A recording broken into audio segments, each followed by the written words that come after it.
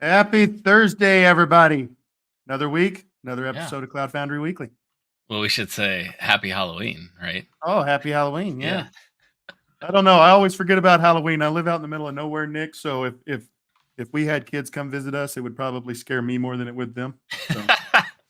Well, that's fair. But I do have, I guess, two elementary age kids at home. So Halloween's still a big thing here. I guess. So did you go all dad mode? Did you decorate the house? Did you put up scary stuff? Oh, we got some pretty good decorations. We had a Halloween party this year too, and it's going well. Although we haven't had rain here for quite some time, and of course today is the rain that the day that it's going to rain, a lot. Course. So it's like great, the one day that we should be outside, walking around. It's probably going to be very wet. So we'll see. We'll see if it's a washout tonight or not, but I think that happens anytime you want to get a big gathering, right? You could have a drought for 2 years. Hey, let's have a party and flood. Exactly. Yeah. The way things go. Yeah. Well, man, a lot of stuff to talk about today. First off, you're traveling next week. Mm-hmm. What are you doing? I'm going to VMware Explore Barcelona. So our second half of the Explore circuit is live next week. So we have a lot of great Tanzu content there, and obviously VMware content as well. But I'll be there with a lot of our colleagues. We got a link in there if you're interested to check out all the Cloud Foundry related sessions. You'll probably see me in a lot of those. But I've got a lot of topics on the GenAI tile. I'll be doing the tutorial again Monday. We've got meet the expert sessions for that as well. So if you want to come talk to me in one of the Meet the Expert bar sessions, we've got a breakout session with David Dietz to talk about what's new with TPCF 10 and what's coming down the road roadmap wise and things. So if you are a Cloud Foundry user or a VMware Tanzu customer, you might be really interested in that session. So you should check that out as well. But we got many sessions. We've got a pretty well lineup of customers and partners as well, kind of joining with us. So yeah, you should check out the links, register. I know, like most of you, when I go to these things, I'm like, oh, I should probably register for sessions while I'm like on the plane going there. So you should check that out and give it a whirl, so to speak. Yep, and we'll put this link down in the show notes as well. But so I'm going to be out. I'm on PTO next week. You're going to be in Barcelona. You're still doing you're going to do a live show from Barcelona, but you're going to do it without me. Who you having on to co-host? So I roped in Cote, nice. Michael Cote, to fill your spot while you're on vacation. So we will be doing. This is not 100% official, so we're hopefully we can go live sometime Wednesday, Central European time. So I think around like 4 p.m. that time. So I think that's like something like 10 a.m. Eastern. So the show is going to be at a different day, a different time slot, kind of like how we were in Cloud Foundry Day Europe, but still working on the final details there. We may have a few special guests as well with us. So nice. Keep an eye on the channels, and we'll keep you posted on the details when it's ready. But and then on a side note too, if you are interested, if you haven't been contacted by us and you'll be at the show and you want to join it, let us know. We could I'll make sure we can get everybody there who wants to be there, type of thing. Yep. And you know us, we're unofficial, man. Just show up and say, "Hey, Nick, I want to be on the show." Mhm. We're not taking sign up sheets here. So more people we can get, the better. And, it'll be a lot of fun. And then, now I will say that, the next week I'm going to be at KubeCon, right? So for anybody that's going to KubeCon, I'm going to be there as well. And I'll be working both, the Broadcom booth. I'll be working the Cloud Foundry booth as well. So come by and say hi. Um, you know, we've got the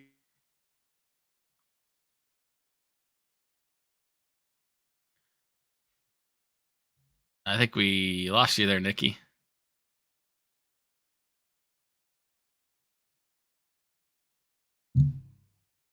Oh, hold on, please.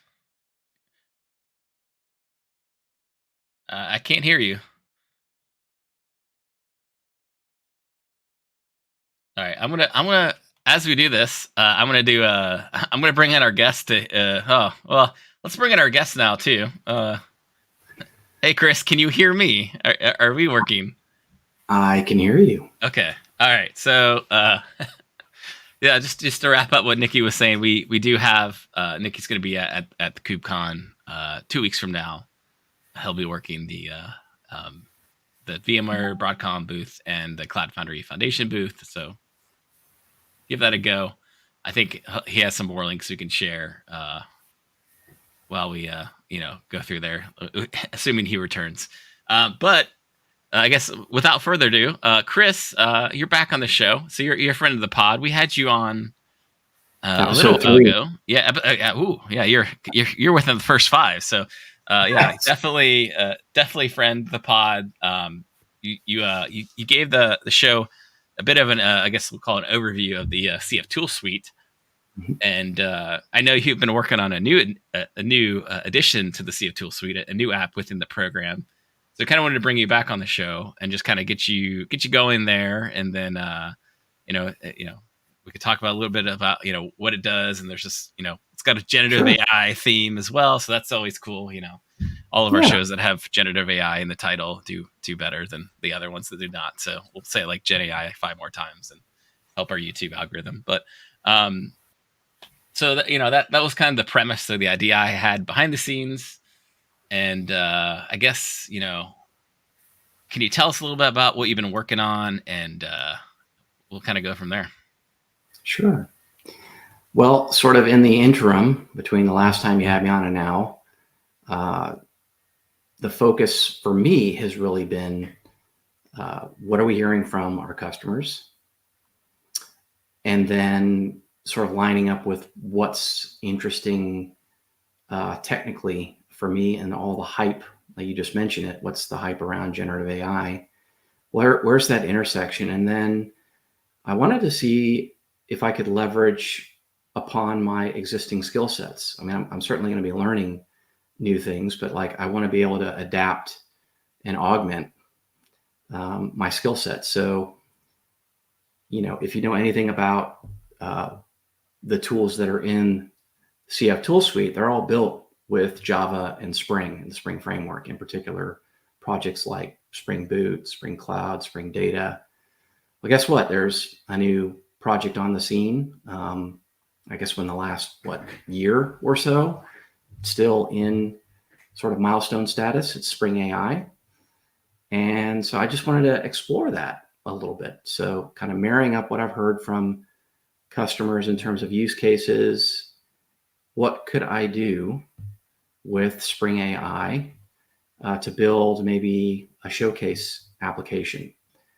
And taking it just a little bit further, I wanted to understand what would it actually take to hoist this application, not only on Cloud Foundry, but in other runtimes and runtime platforms. So things like Kubernetes and elsewhere. And what is the toil involved for a developer? What can I take advantage of on different platforms? And certainly I have a bias towards Cloud Foundry. And you certainly, both of you have had a number of episodes that sort of highlight the capabilities of the platform. I'm talking about Cloud Foundry here, in particular Tanzu Platform for Cloud Foundry, where we have this GenAI tile. And so, yeah, that's kind of what I've been up to. And yes, we can talk a little bit about this new project, Sanford, that's part of the cf-toolsuite. Am I back? I hear Nikki Welcome now. back, Nikki. Man, all right. This is starting to get irritating. Switching to a dedicated machine for this show. I think we know what the problem is, but it keeps happening. So, tell you what, But everything did- I was going to say about KubeCon, we'll do it at the end. I want to, since we got Chris on, let's go ahead and jump into that. My apologies, everybody. Live, Okay. you gotta love it. Yeah, so I just kind of kicked the show off, and we kind of set the stage with Chris and what he's been working on with Sanford. So I don't know, Nikki, did you want to ask any other, or kind of, you had a nice list of notes that you wanted to go through. No, I'm I trying to say, find those. I say we jump into this. I'll have some questions that I want to jump in and ask, but I think I'll Mhm. ask them as we're going in. Okay. What Chris is doing, I've got to see some of it. I know that, Chris and I went out and we kind of did an internal little video on this. It's some good stuff. So I say, Chris, just jump into it. I'll ask questions and interrupt you like I usually do as it becomes relevant. Okay. Well, where do you want me to go? I mean, you steer me. I'm open to going in directions that are of interest for you and for the audience.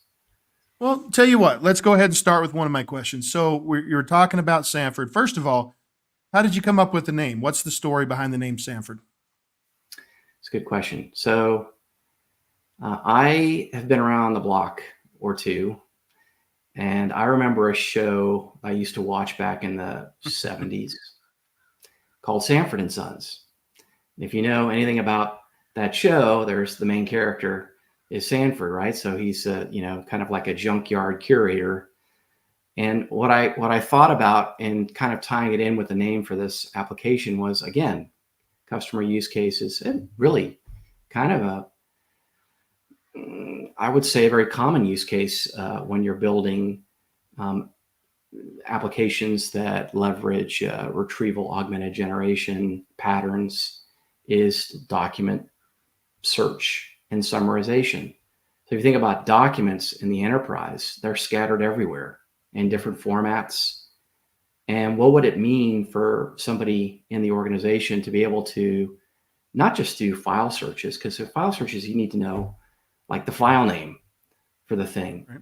What if you just knew of a topic and you wanted to see what you could bring back based on that topic, or what question you wanted to have answered? What's in that corpus of information that you might have assembled? And we can get into the weeds a little bit here, but when you're working with generative AI, you're working with models. And in those models is a lot of vectorized content, these vector stores that we talk about. But so I wanted to build an app that could ingest any old document and then provide a number of different interfaces. One interface would be, could I upload the document? Could I start chat with what's been uploaded? Could I get a listing of documents, like the document metadata? What's the actual documents in this corpus? Could I summarize the document? Like, I don't want to read hundreds of pages of a contract or maybe product documentation, but I want to get some summary information quickly. So just experimenting there. So the first thing that I was kind of concerned with was like, how do I build the set of APIs, right? So like a REST interface and a set of APIs to interact with the application. And then later came, hey, I want to build a UI and I want to stay with Java. Like, I don't want to leave my favorite programming language. I know there are other programming languages out there. The new kids on the block are doing, Python and TypeScript to build all these RAG apps and assemble, pipelines and whatnot. But I wanted to stick with Java, and I have some empathy for, the Java developer community. It's like, hey, we don't want to be left out, and I certainly don't want to be left out. What can I leverage? And back to Spring AI, right? Right. But on the UI side, there's a fantastic UI framework called Vaadin. In fact, there was a Vauden conference, I believe it was earlier this week that Josh Long was at. He did a little program with the founder, etc. But I love that framework. I mean, I've been using it for at least a decade. And so I came back to that to build the UI portion. So there's Sanford and there's Sanford UI. Well, and so on that, I noticed that, you're putting Sanford in, the CF tool suite. So we did an episode with you where we talked about the tool suite. We talked about Butler, and I saw that Sanford went in there. And I mean, one of my first questions was, do you expect to see Sanford as a part of the tool suite, right? Or is it just put in the repo because that was your repo? Because one of the first things I had is, man, we get a wealth of information that comes out of CF Butler, right? A wealth of information. Are you planning on tying Sanford into CF Butlers to say, hey, here's, use CF Butler and what we get out of that is the document, throw that into the UI and be able to ask questions about what my foundation looks like, because that would be phenomenal. Yes, sir. Yep. That's awesome. Kind of in the works. I needed to go down this road to understand what I could do. But I absolutely have that as an idea. It's a great idea. It's like, hey, what would it be like if you're a platform engineer and you're ingesting all the telemetry from the platform, maybe from CF Butler and Hoover and whatnot, and you're able to ask simple questions. Tell me about the top 5 applications that were pushed today. Like, right? Tell me, I mean, literally ask all kinds of interesting questions and get some feedback. Give me a list of all my orphan service instances instead of having to look through, right? Things of that nature. So or you're taking crashed apps that are stuck in crash status. Exactly. How many apps do I have that are going over, 90% CPU, something to that effect, right? I see a lot of benefit in this because you're taking an already great, community tool out there with the CF Butler and the tool suite, being able to add natural language to that. I can't imagine anybody wouldn't want to use that. I see that as something that could possibly be a boon for actually getting the community out there, CF tool suite out there for more customers, because they could then, then your operators could actually say, hey, go ask the question here. Don't come ask me. I've got other stuff I'm going to do. You want to know what your app's doing? Go ask Sanford. Don't come ask me. Yeah, the other thing that I'm kind of toying with, one, just trying to understand the landscape, because, I want to say in the last 3 to 4 years, RAG has become a thing. This is retrieval augmented generation, and the patterns. In Spring AI, I was talking with Mark Pollock, who's, kind of heading all this stuff up.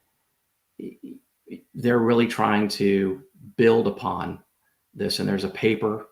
I need to find the link and share. I think I downloaded it. I might be able to, if you give me a little bit of time, I could bring it up. But in the paper is sort of some research that was conducted about what folks are doing with it and sort of the patterns that are emerging. And so there's this whole idea of advanced RAG and what does that even look like? And this gets off into the weeds of like, great, you're building this application. How are you evaluating the accuracy of the data that is being returned?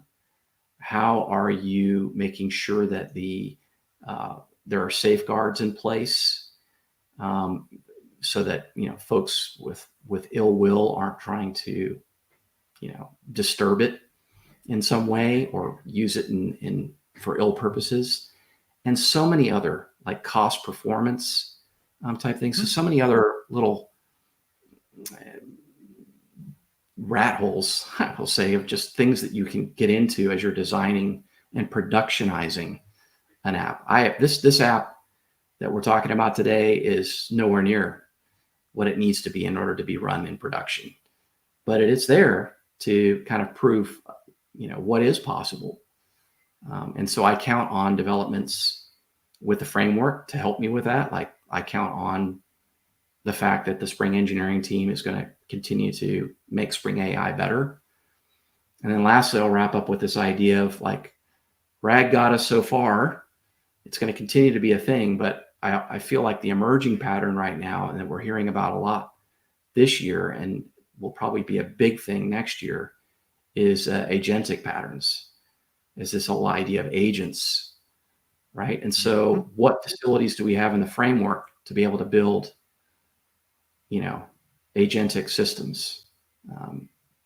And There's frameworks out there in the Python world, right? But like in the Java space with LangChain and Spring AI and others, Mhm.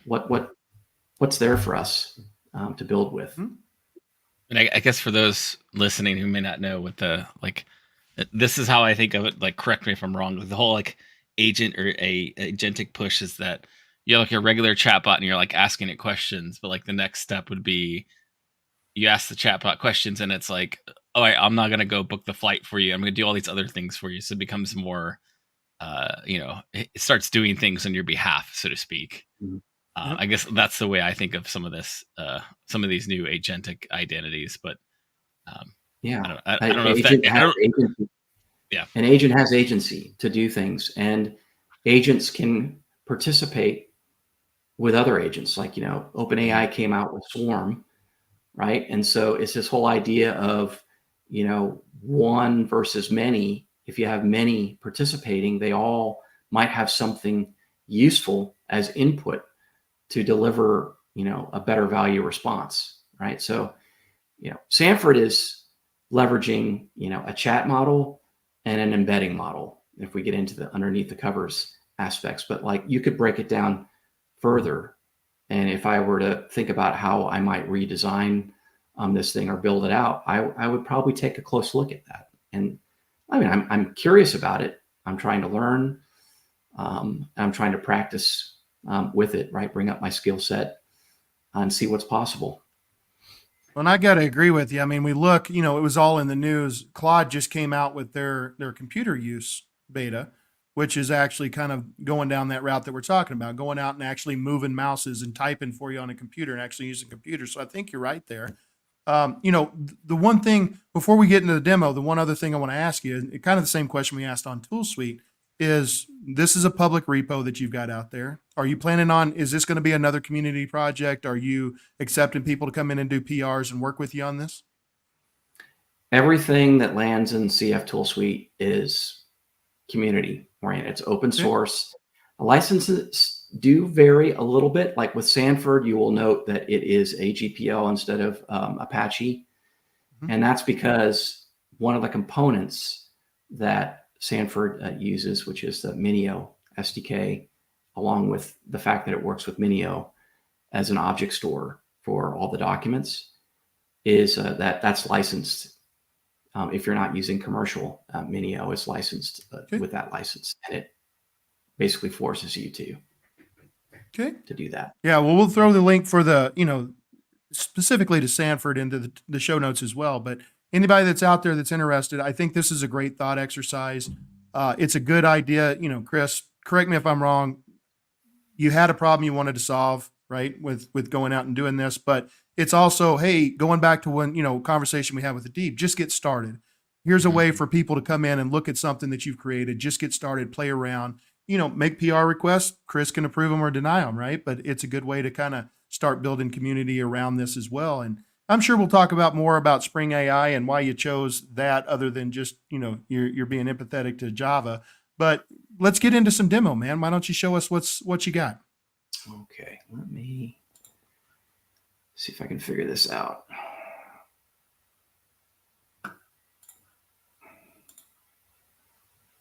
Share screen. Share screen. Select window or screen. How about entire screen? This is dangerous. Maybe we should have used our pre-show No, it's fine. to talk about this instead of some of the cool things that we talked about here. It's right? all good. Yep. All right. All right. So, I see a screen. Great. Okay, so what you're looking at right now is the UI portion of Sanford, right? So this is something that is probably a little more approachable than executing, REST-oriented requests via some kind of client, maybe Postman or HTTP or curl or whatever. By the way, I love the AI image for the AI app. That's awesome. Right, of course. So I just thought about it. I guess what I said earlier is, enterprises typically have vast libraries of documents scattered here and there. So how do you make sense of all this stuff, right? And again, how can we provide an interface that's not just classic file search or content-based searching, right? Mhm. But more, you're able to ask questions, right? Bring a topic, see what's relevant, right? So before the show, I went ahead and used this upload documents feature, and I've already uploaded some documents, and we can see some of the documents that I uploaded here. So these documents live in an S3 object store that's fronted by Minio. Mhm. And when I upload these documents, not only did it upload the contents of the document and put it in the object store, but it vectorized the content of the document and put it into a vector store. The underlying vector store is Postgres. And if you know anything about Cloud Foundry, where you have all these services, Postgres is another service that you can bind to your application. So that's exactly what's happening here. So I'm just going to Minio- interrupt as we go through. So I see, we got a lot of PDFs here. What is considered a document in terms of this? HTML files? What all can you upload here? Pretty Good much question. anything you like. So when I say that, I'll caveat it with Spring AI has library support for different file formats. So I remember doing this with you, Nikki, on the inside. Let me see if I can remember where all this stuff was and if I could type. And while you're looking for this goes back, we've had talks about, where does this come in, not just with what we're talking about with potential for ToolSuite, but, HR documents. That's one of those things where I see a great use case for this. There's a lot of HRs, there's policies out there. They're not easy to find. So something like that would be a good use case for this as well. Upload all your HR policies and be able to search those and get answers back. Or your own internal platform documents to Correct. help your community as well. Exactly. So this is the little public hint there, Nick. No, I just working with multiple customers who are trying to build things very similar to this too. So I'm very curious to see where we can go with this. So yeah. Yep. Spring AI has in the documentation, they talk about ETL pipelines, extract, transform, load. But the idea is they have these components for reading, transforming, and writing documents. And I talked about the store, right? So there's support for all these different vector databases, right? On Cloud Foundry, specifically on Tanzu Platform for Cloud Foundry, we have Postgres. And Postgres, one of the components of Postgres is this PG vector. So Spring AI as a framework has support for PG vector, and that's what we're sort of leveraging underneath the covers for embeddings. So when you take a document and you write it to the store, you're actually writing vectorized content into the vector store. Can you command plus that a little bit more? Oh, command plus? Yeah, like zoom in a little bit more. Yeah. Thank you. So you can see here the different types of documents that can be read. You got JSON, text, Markdown, PDF. You can take a PDF and read it by page, or you can read it by paragraph. And then you've got this Tika library, which has support for kind of the standard enterprise document formats, right? DocX, PPTX, Excel, HTML, and a few others, right? So what I've done is simply leverage Spring AI capabilities for ingestion and vectorization, right? Mm-hmm. So right now all I have is PDF, but like we could upload HTML. If you want, we can try to do that. But let me stay on the track I'm on right now, but we'll absolutely go there. So, right. So we have this list of documents, right? So these, like I said, have been all ingested. Now I can download them, having uploaded them. So if I'm a consumer of this corpus of knowledge, right? I found something, I can download it.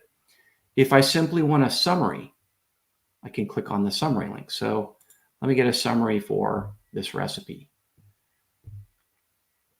So what's happening here in the background is it's using large language model, which in this case, again, is a chat model hosted on platform on Cloud Foundry This is the chat model is Llama 3.1, I believe. And so it's using that plus the vector store, and it's, the query that's been configured is saying, hey, I've got this document, give me a summary. And this is the summary, right? So we can see likewise for the Constitution, a summary. Well, and a technical question there. So you're using Llama 3.1 for this, for the chat model. One of the benefits that we talk about with both Cloud Foundry and the GenAI tile, along with Spring AI, is the ability to kind of change your models up, test. Have you done any testing with additional models? What made you really kind of settle on 3.1? On Llama 3.1, I should say. I don't know if it was that I was settling. It was what was available in lab environments that I had access to. But, just to answer your question, I was geared more towards trying to make this all work on platform. And the reason why I want it on platform is that enterprises, there's probably data privacy concerns. And so you don't want your data leaking. You don't want it out in the public sphere. So if you're making use of consumer or commercial offerings, from OpenAI or Grok or even public clouds, you might be a little better protected, but you don't want your corpus of knowledge leaking outward, right? That's your corporate intelligence. So the idea here was that I wanted to work with an environment where it was capable enough to host these models and do the processing on a platform. And of course, I chose Cloud Foundry to start with, and I was aware of the GenAI tile, and I wanted to kind of go down that road. Now all that said, this application has been built such that you can fire it up and have it interact with off-platform services. You could have it geared to work with OpenAI or Grok, or you name your service. For that matter, there's just enough there to kind of show examples of what you can do with different vector stores. So, in this setting, we're using, like I said, we're using PG Vector, but the application has the client libraries and configuration to support being able to swap out and use things like Weave8 and all the other sort of vector stores. You led me perfectly into my next question on the technology side, right? So you're doing Postgres. Postgres is a tile that's out there on Cloud Foundry, but there's other different vector stores, right? You got Redis, you got others. Was this kind of the same thing where you took Postgres, or was there a specific reason that you picked Postgres for this? Again, it's one of those what's available in the environment. Right. Now, I will say, this is sort of getting into the weeds here. The combination of the model, the chat model, and the embedding model is important. And the choice of the vector store provider, your outcomes will vary. But like when we talk about vector stores, and in particular PG Vector has some limitations in terms of vector dimensions. So there's an issue. Let me put this, let's see if I can find it. PG Vector issue, GitHub, dimensions. Let's see if that comes up at all. Yep, here it is, top result. And I'll make this bigger. Right?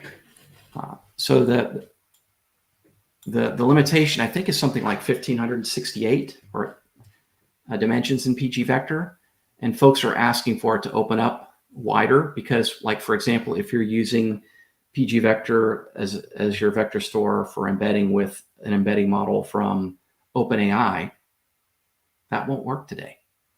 And when I say from OpenAI, what I mean is you're physically connecting to and using the commercial services of OpenAI. If we come back to the platform, what's really, I think it's a unique and interesting feature of the platform is in the GenAI tiles. We vend models in the very same way you can interact with them using OpenAI API. You need a URL and an API key. And with Cloud Foundry, you have the ability to bind services. Well, you don't have to worry about the API key and the URL because that's just being taken care of for you, right? So I don't know, that was a little bit of a tangent from all this, but like to get back to your question around, vector store choice, model choice, I started with what's available to me, but I didn't let that limit me in terms of like, if I'm going to build this application, I want it to work equally well with off-platform and on-platform services, if that makes sense. I think this is interesting because these are things that, people that are going through and they're doing the thought experiments with this, they're doing the POVs, they are going to have to make decisions, right? They're going to have to make decisions what their back end's going to be, what models they want to use. These are all important questions that need to be thought out. I will go back and say, again, to highlight, one of the benefits of the GenAI tile is it allows you to do different models, bring those in and try those out. But the same thing with Spring AI, you can switch between those models fairly easily. From my understanding, right? I'm not a developer, but you can switch between those models. So, a good thought exercise, you're using Olama 3.1 here. What would the results be like if we switch that to use some other chat model? You're able to test those things out on the platform, but it helps you make those decisions, but you do it in an iterated kind of way. Yeah. Yes. But I've seen similar things too, because I've done the Spring Music or Spring Metal now demo a lot, but I've noticed in some of the newer models, like the Llama 3.1 or 3.2, like they get feisty with the prompting, right? Because you have all this prompting in Spring Metal about like you're a music assistant and you're like you want to talk about heavy metal albums and things like that. And if you've seen the demo, I usually add an album, like and say it's like from VMware Tanzu, and like the Llama side's like, hey, I don't know what you're doing here, like this isn't a heavy metal band, like VMware Tanzu is a software company, like stop, like. But I switched over to using like Gemma. I think Gemma 2 or one of the Gemma models. It's a lot more.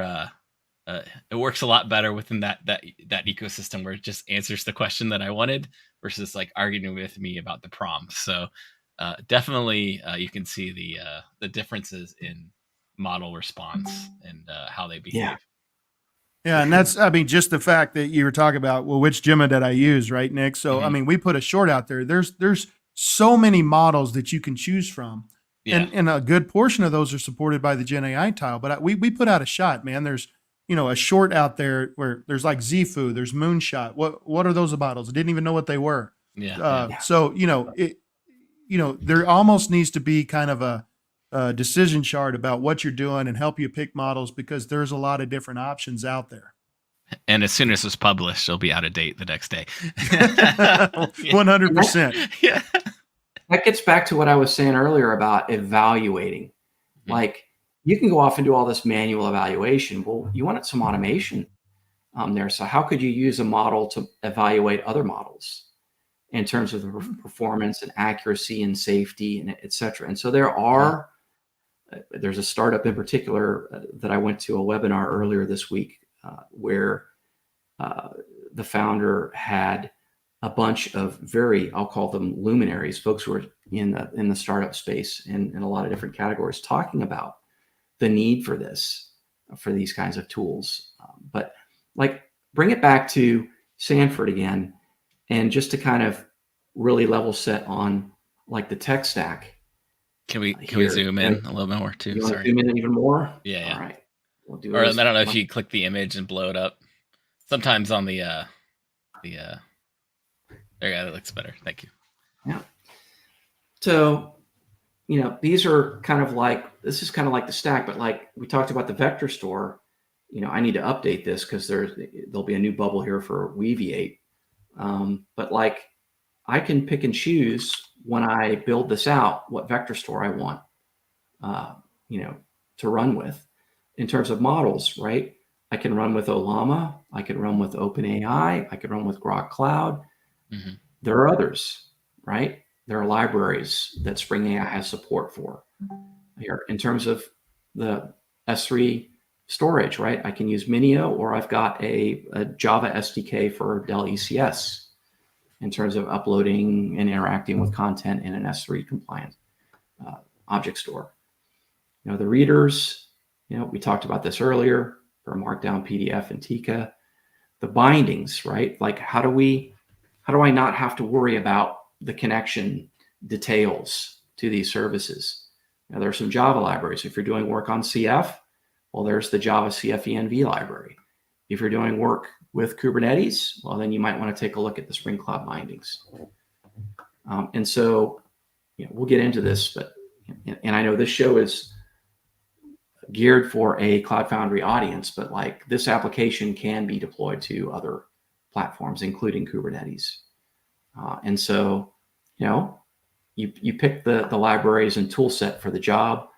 And, if we really, this is obnoxiously large, if we go into the documentation here, how to run with Gradle. This is like a local, let's call it interloop development. I'm on my workstation or my laptop and I want to work with this application.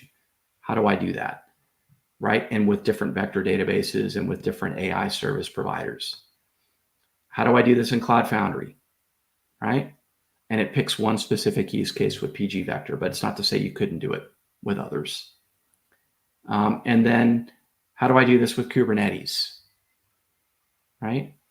And then something else I've been working with on a branch, right, is, Tanzu Platform for Kubernetes, right? It's like, how do we work this application in that setting as well, right? So this is sort of, right now it's under development because I'm working through some things, but, this application is really a showcase of what is possible with Spring AI and targeting different runtime platforms, if you want to boil it down.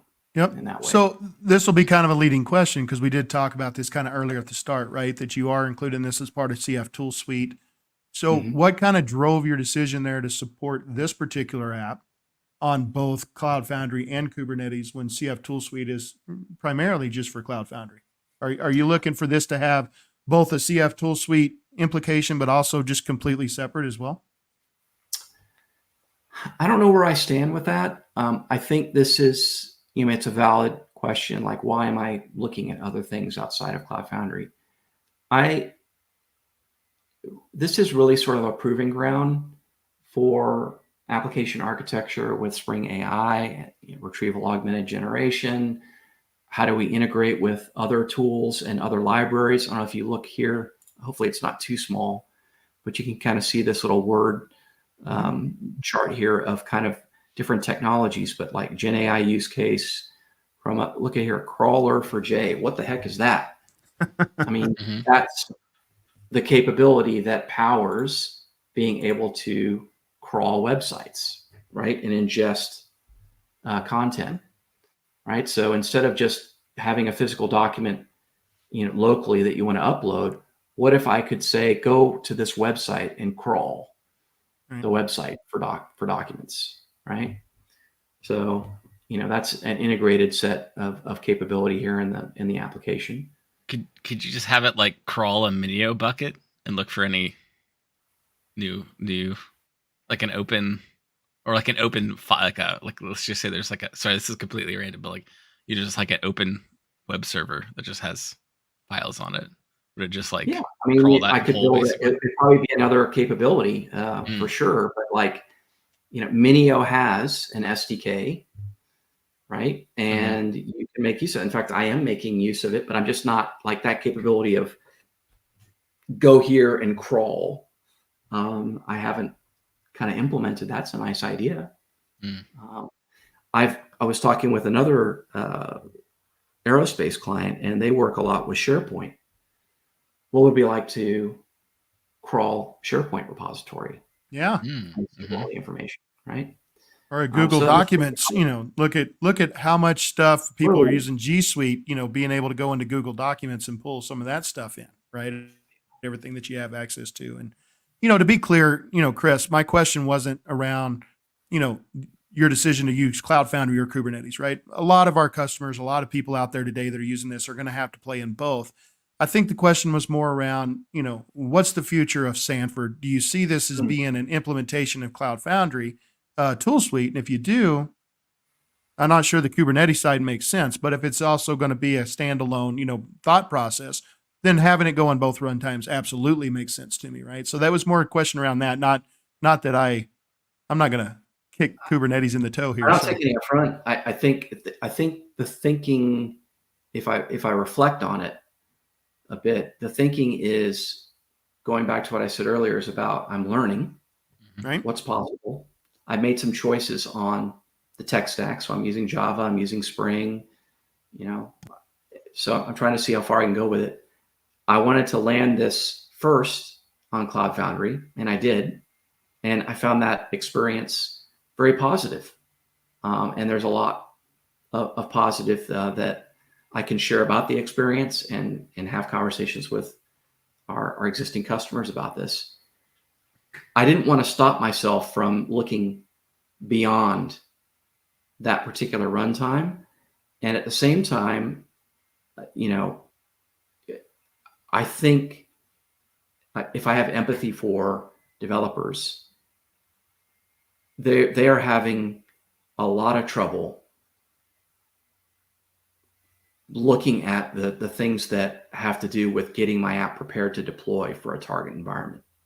So I wanted to go down those roads and learn. And then ultimately, I think what I want to do with this, beyond maybe taking what I've learned and kind of adapting CF Butler and some of the other things that you find in cf-toolsuite, is to do a comparison of the dev experience. Like, what do we take for granted on the platform? I'm working with Cloud Foundry. Here are the things that I'm taking for granted. I'm working with Kubernetes. Here are the things I'm taking for granted. I'm working with Tanzu Platform for Kubernetes. Maybe there's some things there that I get to take for granted. What's the experience like? Is it equivalent? I don't know. I honestly, right now, I can't say, because I haven't spent enough time across them to really fairly judge. I just want to learn, and I want to document so others might benefit. That's where some of the greatest things come out of, is just somebody doing exactly what you said, right? I just want to learn. Next thing you know, you got a cloud native project started, right? Or, this is going back to kind of our last episode. And I understand, Chris, you're going to be at KubeCon, right? But these types of conferences, that's one of the use cases for them, is to get out there and just talk to your peers. You never know who you're going to run up to. You're never going to know where a good idea comes from. Who knows? Sanford may end up being something that, a lot of the community uses. I see a lot of use cases out of it, specifically in what we were talking about around tool suite and being able to use that from a CF standpoint. But, again, going back to the HR policies, being able to, crawl your Google Docs or your SharePoint. I mean, natural language is a thing, and people are going to start making use out of it. In order to do that, you got to get started. Come help Chris out with his project, right? Thanks. I welcome it. I'm excited because it's another app in my demo tool belt I can use. So as we progress, I'm getting more and more apps to use, and I need to also try out the Spring Pet Clinic thing too.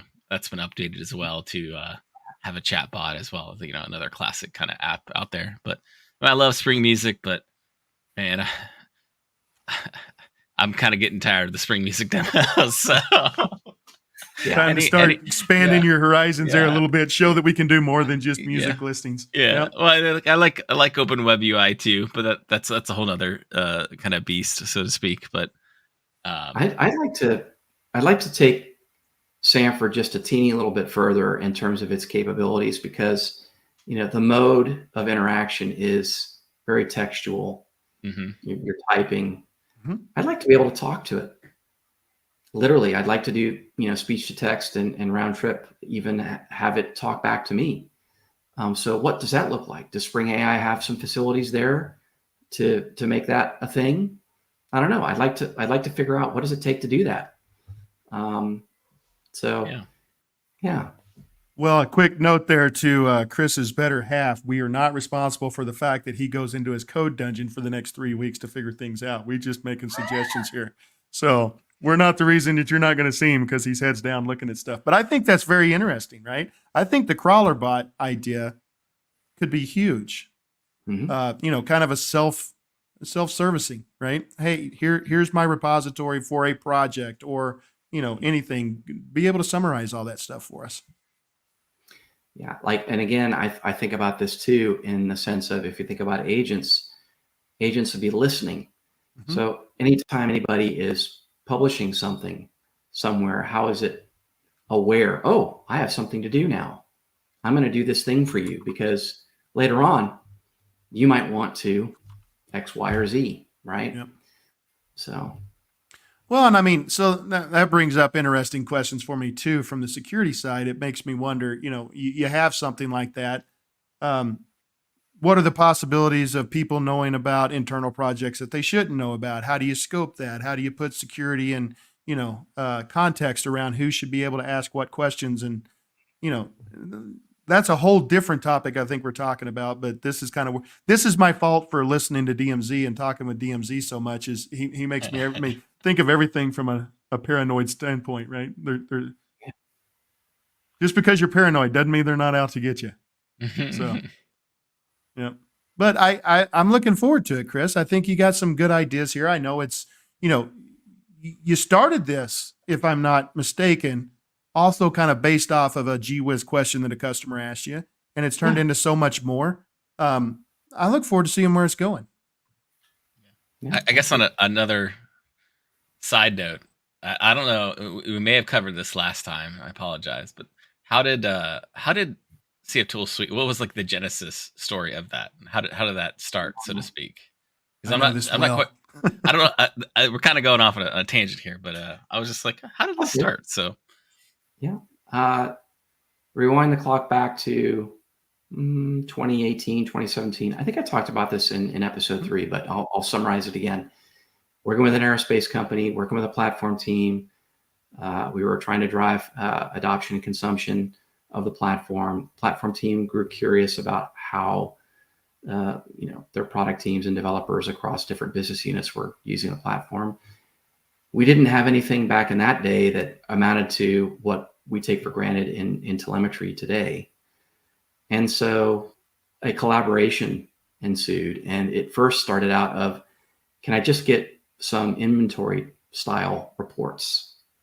And then it grew into, what else can we do? Can I do things like policy enforcement? Can I do things like notification? Can I do things like have policies not only generate reports on some scheduled basis, but actually take actions on my behalf? And from our last conversation, I talked about platform as a right and platform as a privilege, right? Mm-hmm. And so the different operating models that enterprises have for their constituent population, people who are consuming the platform. So if you're interested in that stuff, I'll just go back and look at episode 3. You'll learn some things there. Yep. And I'm going to go out and say, again, when I talk to customers, people that are interested in Cloud Foundry, there's 3 community tools that I always say I think should be a must use on any operator's tool belt. It's CF Top, it's CF Management from Caleb Washburn, and it's CF Butler. So as a customer, we used it. One of the primary cases that I really got for it that I really enjoyed was the hygiene notifications. Right. They became known when I was a customer as the dog shaming reports, right? Because they'd go out every week and call out everybody that wasn't doing what they were supposed to. And we would dog shame them into going and, cleaning up their stuff. But these are very important tools that a lot of people don't know about. Well, I won't say a lot of people, but, I think should be advertised. Anybody, these work on, you can use these OSS. I believe you can use CF Butler on the OSS. Or is it? Yes, you can. Yeah, but you do have tie-ins to the commercial side with OpsMan. Right. CF Management, also a great tool. So, those are 3 of my tops. I don't know about you, Nick. What are your tops? So I guess this is reflecting on my memory. So I apologize about asking the Genesis story, because that was 31 episodes ago, and I apparently I have very little memory of 31 episodes ago. But the CF top thing, I'm like, oh my God, I use that thing every day for years. And then like I had totally forgot it existed. And then thank you. That's what I'm here for, Nick. Yes. Wow. I love that thing. So yeah, Yep. I use CF top quite a lot. It's been quite some time. So I'm gonna give it a try here just for giggles. But yeah. Well, cool. there you go, Chris. Can you find a way to ask questions of CF Top? Or can you make Sanford have Nick make Nick have a better memory or something? I don't know. I guess. Well, let's not ask for the impossible here, buddy. Yeah. Come on. Let's at least give something. Let's give Chris something that's achievable here. Goodness gracious. Yeah, it's true. I'm just a lost cause at this point. But yeah. All right. Well, we've got 5 minutes left. Had audio issues again when we came in. There's a couple things I do want to talk about. So, Chris, you're going to be at KubeCon as well. So, anybody that's got questions, be sure to look Chris up. I'm going to be at KubeCon. I'll be working the Broadcom booth as well as the Cloud Foundry booth. So, come up and say hi on there. One of the things I do want to point out for anybody that's not going to KubeCon and you really want to, you've got that fear of missing out. We've got a discount code. So, get 20% off your registration fee by using this code. We'll put this down in the show notes as well. So this is good. So, come see us, come say hi. Chris, I'm hoping to see you. You're going to come by the Broadcom booth and hopefully the Cloud Foundry booth and say hi as well. But maybe we can do some stuff. We can get some customers that might be interested in do a couple short videos with them. I'll bring the GoPro. We can do some impromptu interviews while we're there. Put those up on the channel. Sounds good. Yep. And last but not least, if you're going to Barcelona and you need I posted the link there as well. Just make sure check out those Tanzu Cloud Foundry related sessions as well if you need to fill up your content catalog for next week. And find me there if you want to hop on the show next week, and I'll share more once we have it more solidified. That sounds great. And Chris, you got any more ideas? Kind of around in your head. We've got a show which is honestly, it's not something that we planned on being a reoccurring segment, but we've kind of got the Mad Developer with Mark Fines that is becoming a reoccurring episode. You and Mark should get together because you've got some mad scientist stuff going on too. Maybe you guys can work together and come up with another killer project. That dude, I think of Mark as like Speedy Gonzalez. He's just running around. Nobody can catch him. I can't catch him. But he's always full of ideas and full of experience with Cloud Foundry. It's a fantastic talent. Yep. He's got another thing that we're working on. So Mark, if you're in the audience, I'm going to kind of release, but he's doing some cool stuff with Spring Cloud Gateway right now. Hopefully when he gets that finalized, we'll be able to bring that back on. But I had to ask him the other day, I'm like, dude, do you like go into a sweat lodge for like 3 days and come up with these ideas? How do you even get this stuff? Yeah. Talk about making a guy feel stupid. Every time I talk to Mark Fines, he makes me feel dumb. Wow. Too smart. Yeah. Yep. I think it's just a matter of he's making you smarter. It's not that you're dumb. I like that approach. Yeah, yours sounds a lot better. I think mine's yes. more realistic, but yours comes across much nicer than mine does. Yeah. There he is. Speak of the devil. There he is. Yeah, I figured. Yep. So be interested to see, looking forward to seeing everybody. Nick's going to see you at Barcelona. We're going to see you in Salt Lake City for KubeCon. Come by and say hi.